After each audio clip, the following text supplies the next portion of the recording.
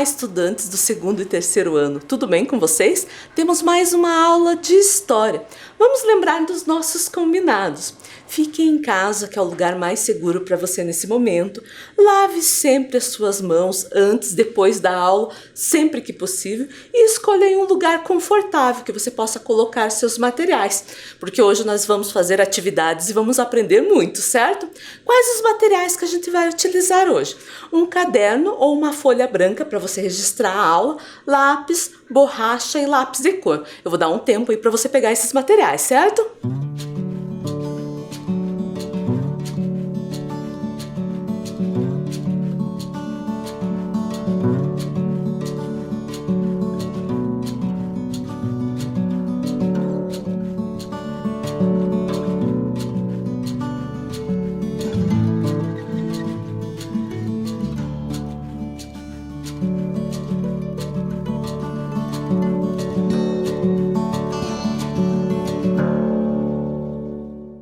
Então vamos lá, vamos fazer uma revisão do que nós aprendemos na aula passada. A aula passada nós falamos do tropeirismo e a cidade de Curitiba. E usamos, o gibi do Curitibinha. Usamos a parte 6 e 7 sobre os tropeiros e Curitiba vira cidade, certo? Terminamos o gibi do Curitibinha na aula passada, no volume 1. E vamos lembrar quem eram os tropeiros. Olhem lá na tela. Os tropeiros eram condutores de mula e também comerciantes. Eles faziam comércio de animais e também de alimentos, principalmente o charque, entre as regiões sul e sudeste. Eles passavam por muitas cidades do Paraná. Vimos o caminho dos tropeiros, em especial o caminho do Viamão, que saía da cidade de Viamão, que lá no Rio Grande do Sul, e ia até a cidade de Sorocaba, em São Paulo. O caminho do Viamão passava pelas seguintes cidades: Lapa, Palmeiras, Ponta Grossa, Castro, Piraí do Sul, Jaguariaíva e Sengés. Essas são as cidades que existiam na época. Vimos também que tem muitas outras que foram fundadas depois, certo? Olhem lá a imagem. Aqui no Largo da Ordem encontramos muito da nossa história. O bebedouro para os cavalos lembra a chegada dos tropeiros. Que legal! O bebedouro localizado no Largo Coronel Enéas, que também é conhecido como Largo da Ordem, relembra a época do tropeirismo. O Largo da Ordem é onde tem a feirinha de artesanato todo final de semana. É claro que nesse momento de pandemia não está acontecendo, certo?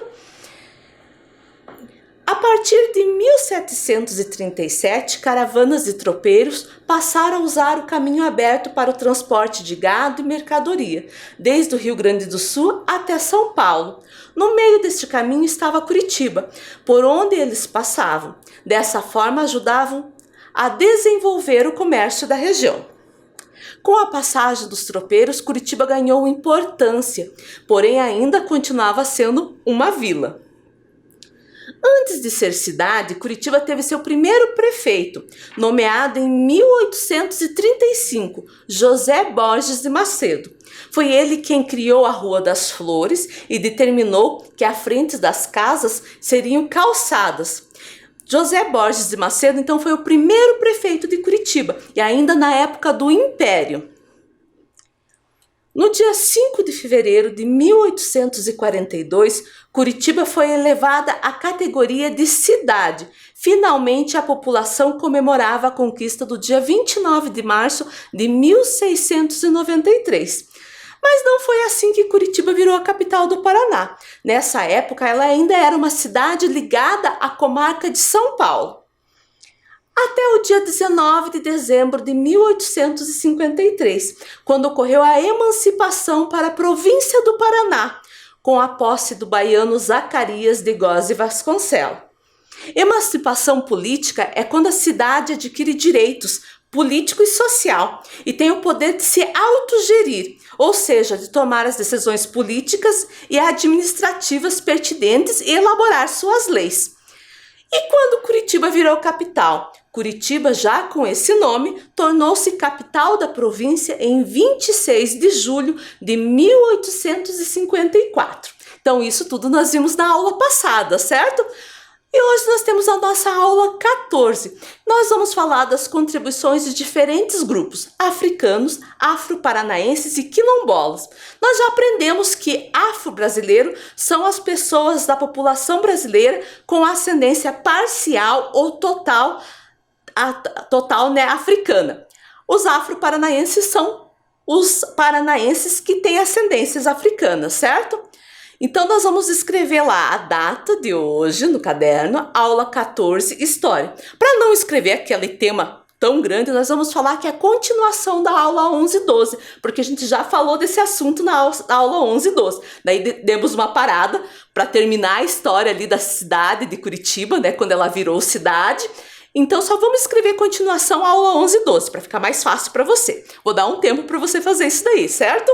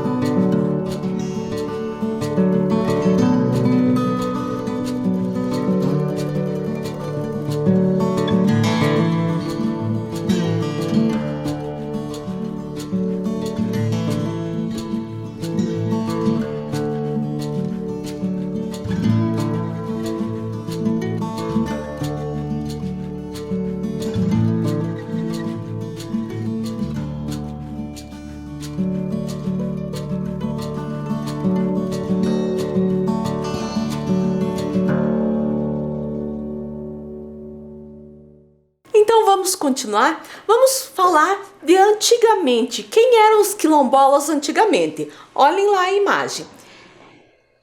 eram os descendentes e remanescentes de comunidades formadas por escravizados fugitivos dos quilombos entre o século XVI e o ano de 1888, quando houve a abolição da escravatura no Brasil. A primeira ideia que vem à nossa mente quando se pensa em quilombo é que é um local isolado, formado por escravizados negros fugitivos. Essa noção remete a um passado da nossa história, ligado exclusivamente ao período no qual houve escravidão no país. Porém, os quilombos não pertencem somente ao nosso passado escravista. Atualmente, os quilombolas não são comunidades isoladas, existem várias comunidades espalhadas pelo território brasileiro, lutando pelo direito de propriedade de suas terras consagrado pela Constituição Federal de 1988. Atualmente, os habitantes de comunidades negras rurais formados por descendentes de africanos escravizados que vivem na sua maioria da agricultura de subsistência em terras doadas, compradas ou ocupadas há bastante tempo. Olhem lá o mapa. Nesse mapa do Brasil mostra as terras quilombolas em cada estado da federação, sendo que o número que está dentro da marcação verde são as terras já tituladas, onde os habitantes já têm o documento legal que dá o direito à terra. Onde está roxo é o número de processos que estão ocorrendo ou tramitando, para que os quilombolas tenham direito à terra, mesmo habitando esse lugar há muitos anos. Olhem lá o Paraná. O Paraná tem 37 quilombos, né? E desses 37, eles ainda estão em processo. Mas esse mapa é de 2015. Ano passado, 2019, aconteceu o primeiro processo que deu certo, né? Titulado, que é o Quilombo Paiol de Telha, que a gente vai falar daqui a pouco, certo? Vamos falar das comunidades quilombolas do Paraná, certo? Olha esse mapa. Comunidades remanescentes de quilombos e comunidades negras tradicionais identificada pelo Grupo de Trabalho Clóvis Moura no Paraná. O Grupo de Trabalho Clóvis Moura era um grupo do Estado, do governo do Estado, um grupo de estudo, que recebeu esse nome devido a um jornalista militante junto ao movimento negro brasileiro, Clóvis Moura. No mapa, cada pontinho preto representa um quilombo de afro-paranaense, certo? Vamos ver os detalhes, vamos ver ele mais de perto, as regiões que têm mais quilombos, que seria Castro, então dá para ver ali o detalhe, né? Cada pontinho, então é um quilombo, Adrianópolis e Lapa.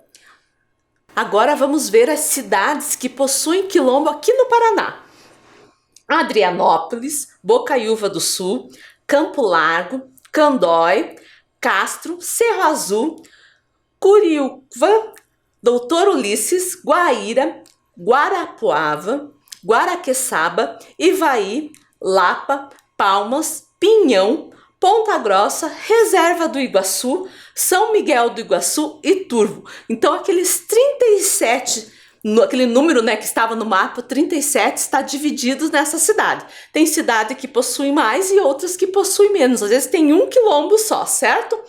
Agora vamos lá. População negra e comunidades quilombolas no estado do Paraná. Nós vamos falar da microrregião de Curitiba. O grupo de trabalho Clóvis Moura fizeram uma pesquisa e dividiram o Paraná em 9 microrregiões. Essas 9 microrregiões são Cerro Azul, Curitiba, Ibaiti, Lapa, Paranaguá, Ponta Grossa, Guarapuava, Prudentópolis e Toledo. Nós vamos conhecer os quilombos que fazem parte da microrregião de Curitiba, que são 3, certo? Olhem lá a imagem. O quilombo Palmital dos Pretos, comunidade quilombola da região metropolitana de Curitiba. De acordo com a Prefeitura de Campo Largo, cerca de 30 famílias vivem no local, no distrito de Três Córregos, aproximadamente 70 quilômetros do centro da cidade. Precariamente, eles viveram isolados por 200 anos. Atualmente, realizam a venda de alimentos. Na maioria das comunidades quilombolas, eles fazem a plantação para a subsistência deles, né, para o que eles vão comer ali para sobreviver. Nessa comunidade tinha sobras desse alimento, então eles começaram a comercializar esses alimentos, certo? A outra comunidade é a comunidade Sete Saltos. A comunidade Sete Saltos está localizada a 83 quilômetros no município de Campo Largo, na fronteira com Ponta Grossa. A comunidade é formada principalmente por familiares dos habitantes de Palmital dos Pretos. Então são pessoas que começaram a vida no quilombo Palmital dos Pretos. E por diferentes ideias, diferentes opiniões, eles resolveram formar um outro quilombo, certo? Comunidade quilombola de Areia Branca. Fica em Bocaiúva do Sul, a 115 quilômetros da sede do município. Atualmente, a roça é comunitária e nela trabalham homens e mulheres no cultivo de mandioca, milho, abóbora, arroz, batata doce e banana. A comunidade guarda a cultura da medicina popular e de produção na casa de farinha. Ali eu achei bem interessante uma das imagens que a pessoa está lavando roupa, mas não é numa máquina de lavar roupa como a gente tem em casa, mas no rio ali, certo? Bem interessante. Agora vamos falar de outros quilombos que se destacaram na história do Brasil, e também vamos falar daquele quilombo do Paraná, certo? Vamos falar do Quilombo dos Palmares. O Quilombo dos Palmares é um dos mais famosos do Brasil. Ele é da época colonial. Localiza-se na Serra da Barriga, lá em Alagoas, certo? Um dos seus líderes foi Zumbi dos Palmares, que a gente ouve falar muito. Vamos conhecer um pouquinho da história do Zumbi dos Palmares. Zumbi nasceu em 1655, recebeu o nome de Francisco e uma educação formal. Ele sabia ler e escrever, uma raridade para um negro naquela época, mas era um escravizado. Com 15 anos, Francisco fugiu para o Quilombo dos Palmares, adotando o nome de Zumbi. Rapidamente a comunidade cresceu pelas chegadas dos negros fugitivos, de índios e de brancos menos abastados. Olha que interessante, a gente pensa que nos quilombos só vai ter os negros. Não, tinha também outros, né? Índios, tinha também os homens brancos, né? Que acabavam agregando lá, certo? Zumbi se tornou um dos líderes mais famosos do Quilombo dos Palmares. Zumbi foi assassinado em 20 de novembro de 1695. Em homenagem a Zumbi, surgiu, né, na data da sua morte, né, foi escolhida como o Dia Nacional da Consciência Negra. Ele liderou o combate à escravização e lutou pela emancipação da população negra do Brasil, certo? Agora vamos falar do Quilombo Paiol de Telha, que eu já falei um pouquinho dele, né? Ele foi o primeiro território quilombola a ser titulado no estado do Paraná.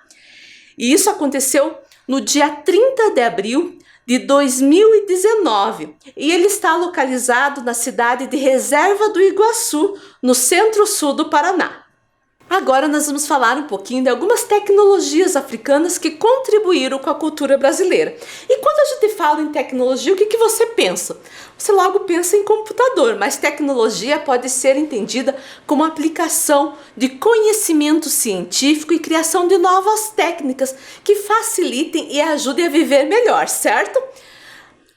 A construção de taipa, a gente já falou isso quando a gente falou em habitação, moradias, né? Foram os africanos que trouxeram essa tecnologia de construção aqui para o Brasil.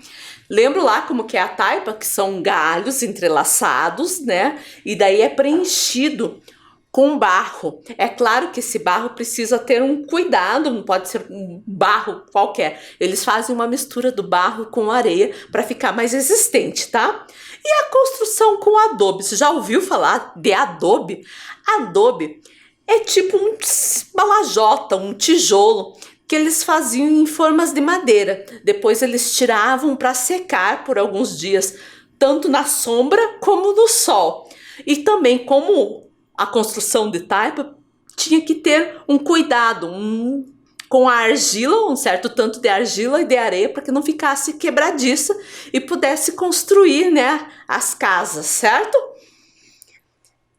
O fogão a lenha, que a gente a fornalha, que a gente já falou em outras aulas também, foram eles que difundiram aqui no Brasil essa tecnologia, certo? Agora a gente vai falar de mutirão. Você já ouviu falar de mutirão?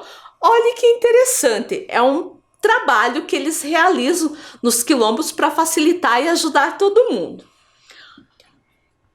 Trabalho que se faz coletivamente para ajudar de maneira gratuita, especialmente no meio rural, buscando melhorias da comunidade. O mutirão é uma modalidade de trabalho coletivo empregada pelos quilombolas nos trabalhos relacionados à roça. É uma mobilização comunitária, uma ajuda mútua entre as famílias para a realização de atividades que demandam de mão de obra acima da capacidade familiar. Nestes mutirões, por exemplo, os grupos se organizam para preparar as áreas de roça, para a colheita, até para tirar as canoas que são feitas na matas e levá-las até a beira do rio, ou realizar um esforço para um evento coletivo, como construir barracão e arrumar as prendas para as festas. Interessante, né? Essa ajuda que eles têm um ao outro, de comunidade mesmo, certo? Vamos conhecer algumas personalidades afro-brasileiras. Primeiro vamos conhecer algumas personalidades negras paranaenses na atualidade. Essas mulheres elas foram homenageadas pelo governo do estado do Paraná com uma mostra de fotografia feitas pelo fotógrafo Krau Penas em novembro de 2017, durante o mês de Consciência Negra, em novembro, no Palácio Iguaçu.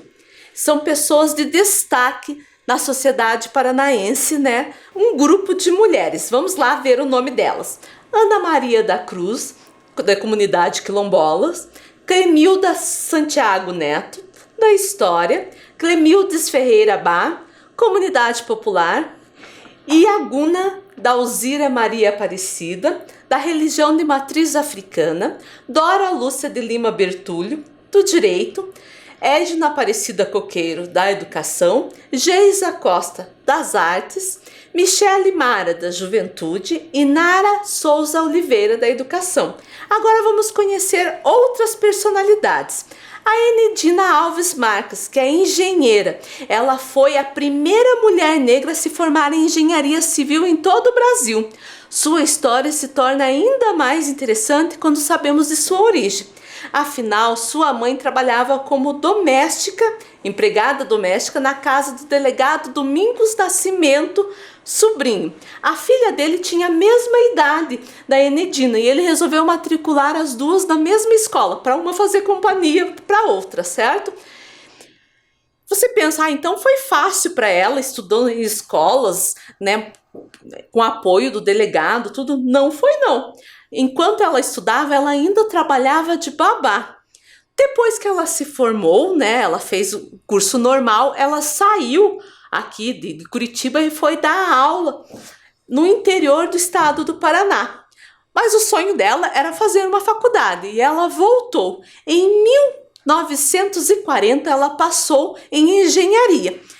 E não pense que foi fácil, porque ela era a única mulher, a primeira mulher negra a estar ali. E naquela época, o curso de engenharia era bem masculinizado, né? Machista. E ela sofreu muito preconceito, mas ela não se abalou, ela continuou lutando, né? Lidou com esse preconceito e foi adiante. E ela, depois de formada, ela teve trabalhos muito importantes no estado do Paraná. Enedina abriu as portas para uma maior participação da mulher no mercado de trabalho. Outra personalidade é a Dulcineia Novaes, ela é jornalista. Você já deve ter visto ela aí na TV, né? Ela formou-se em jornalismo pela Universidade Estadual de Londrina e antes de terminar a faculdade ela já trabalhava na Folha de Londrina. Depois começou a trabalhar como repórter na Rede Paranaense de Comunicação. Apresentou o programa semanal Meu Paraná e agora ela é repórter nacional e internacional do Globo Repórter e ela também é professora universitária. certo? Vamos conhecer outra personalidade, Laudelina Campos Melo. É uma ativista sindical e doméstica.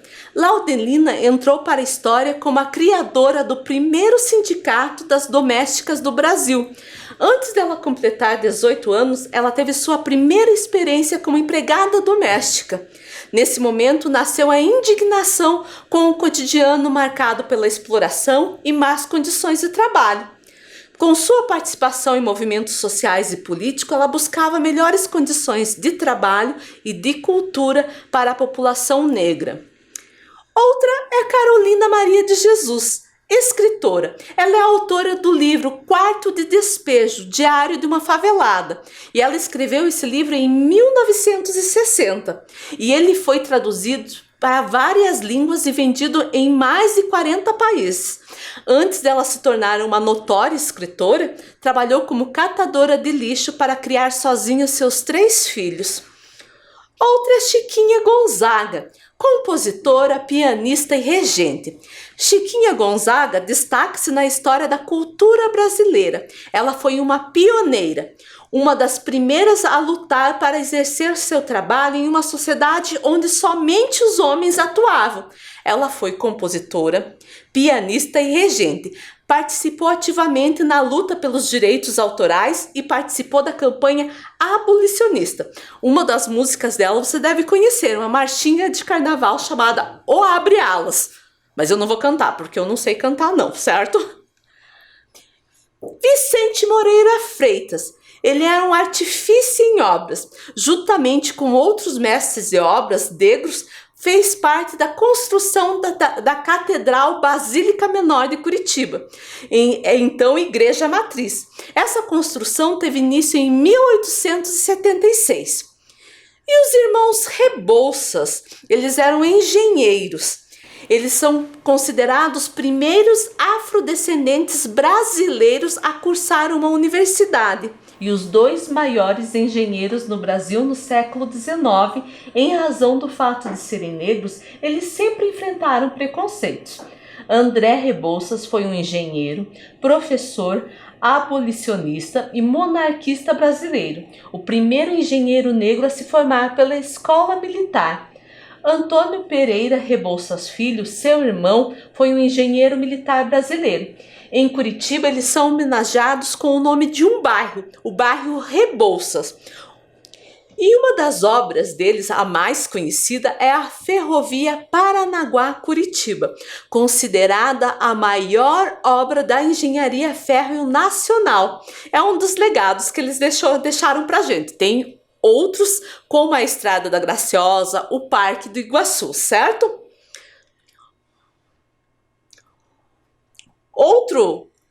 Outra personalidade negra é o Palminor Rodrigues Ferreira, apelidado de Lápis. Ele foi um cantor e compositor popular paranaense. Ele era o caçula de 21 irmãos e já aos 12 anos ele já tocava pandeiro na Rádio Marumbi. Aos 18 ele escreveu sua primeira música, Vestido Branco. Ele viajou para o exterior apresentando suas canções.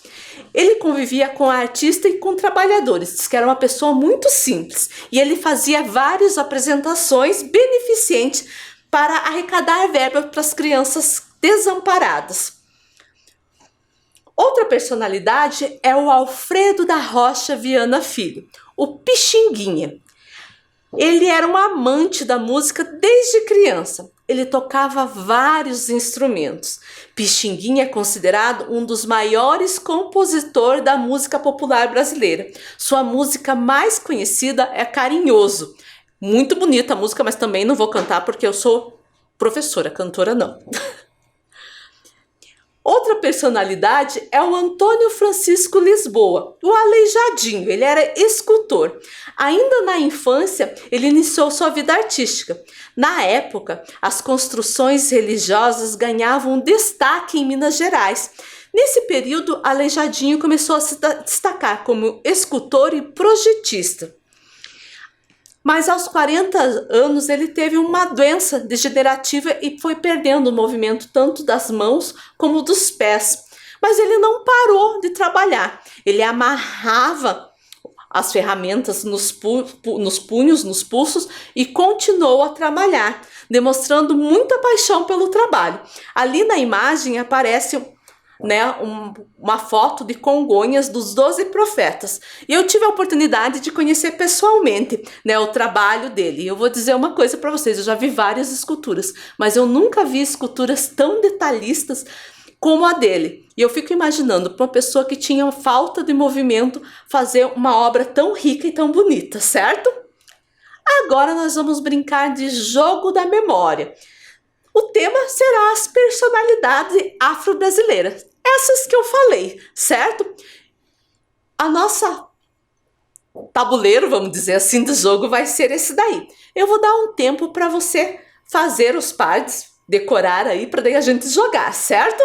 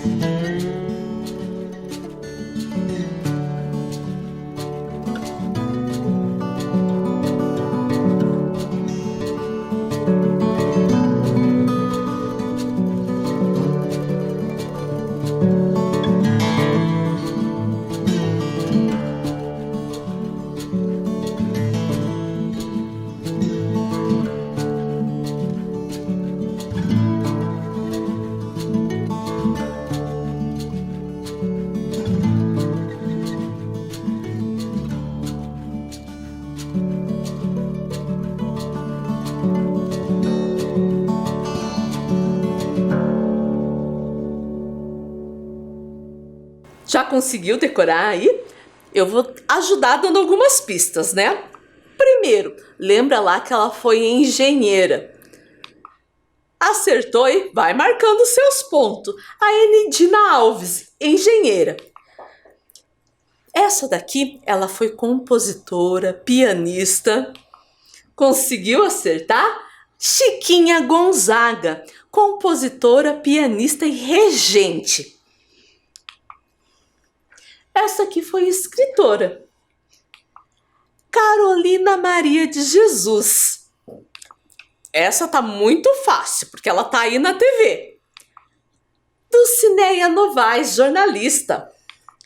Esse foi um compositor paranaense.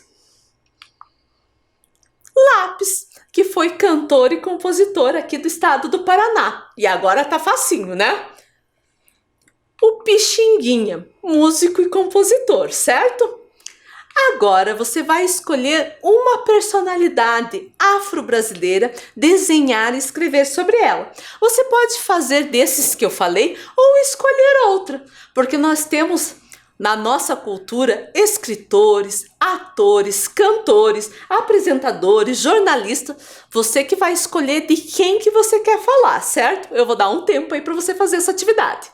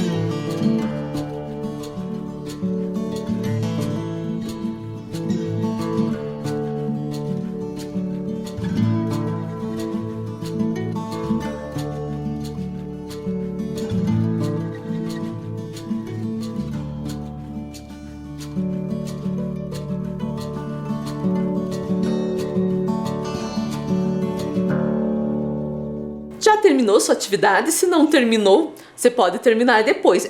Mas é interessante pesquisar, né, sobre o povo afro-brasileiro, afro-paranaense, né? Ver quais as conquistas que eles já conseguiram e sobre o que eles influenciaram na nossa cultura, certo?